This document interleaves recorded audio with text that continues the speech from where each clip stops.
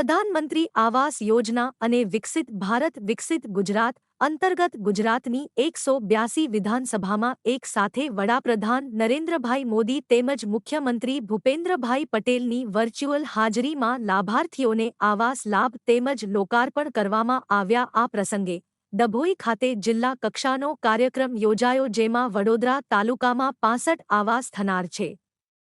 ડભોઈ તાલુકામાં 237 લોકાર્પણ કરવામાં આવ્યા તેમજ ડભોઈ તાલુકાના કુલ 407 જેટલા આવાસ બનનાર છે। ત્યારે આ પ્રસંગે ડભોઈના લાભાર્થીઓને આવાસ અર્પણ કરવા હેતુ ધારાસભ્ય શૈલેષભાઈ મહેતા, જિલ્લા કલેક્ટર એબી ગોર, જિલ્લા વિકાસ અધિકારી મમતા હીરપરા, ડભોઈ તાલુકા પંચાયત પ્રમુખ રાજન તડવી, નગરપાલિકા પ્રમુખ બીરેન શાહ સહિત વહીવટી અધિકારીઓ કર્મચારીઓ હાજર રહ્યા હતા। આ પ્રસંગે મોટી સંખ્યામાં લાભાર્થીઓ હાજર રહ્યા હતા। પ્રધાનમંત્રી આવાસ યોજના અંતર્ગત લાભાર્થીઓને પોતાનું ઘર મળે, છત મળે તે માટે સરકાર કામ કરી રહી છે। ધારાસભ્ય શૈલેષભાઈ મહેતા દ્વારા લાભાર્થીઓએ તરફથી પ્રધાનમંત્રી નરેન્દ્રભાઈ મોદીનો આભાર વ્યક્ત કર્યો હતો।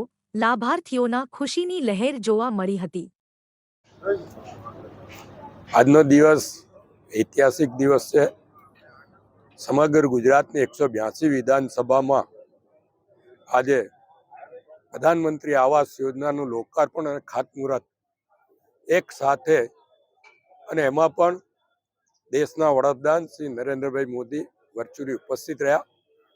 સાથે જ ગુજરાતના મુખ્યમંત્રી શ્રી ભૂપેન્દ્રભાઈ પટેલ પણ ડીસા ખાતે ઉપસ્થિત રહી, એમણે પણ વર્ચ્યુઅલી હાજરી આપી। લાખોની સંખ્યામાં લાભાર્થીઓએ આ કાર્યક્રમમાં ઉપસ્થિત રહીને વડાપ્રધાનશ્રીએ લોકો સાથે, લાભાર્થીઓ સાથે સંવાદ પણ કર્યો। એમને જે લાભ મળ્યા છે એનો પ્રતિભાવ પણ જાણ્યા। સાથે સાથે જે કંઈ ગુજરાતમાં કામગીરી થઈ રહી છે એ બાબતને પણ અને વિકાસ બાબત પણ પ્રધાનમંત્રીશ્રીએ પ્રકાશ પાડ્યો છે।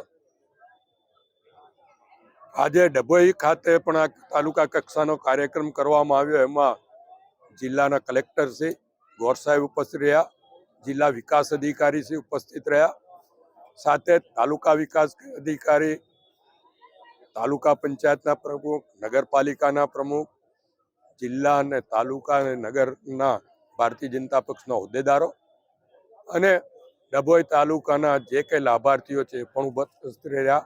અને આજના દિવસે 237 જેટલા લાભાર્થીઓને પ્રધાનમંત્રી આવાસ યોજના અંતર્ગત લાભ આપવામાં આવ્યા છે।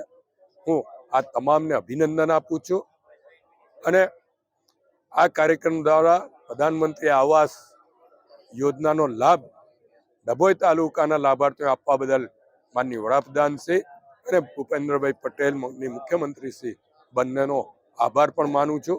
અને જે લોકો લાભાર્થીઓને આનો લાભ મળ્યો છે એમને અભિનંદન, અને જેમણે આ કાર્યક્રમમાં હાજરી આપી, જે લાભાર્થીઓએ આ કાર્યક્રમને સફળ બનાવ્યો એ તમામનો આભાર માનું છું।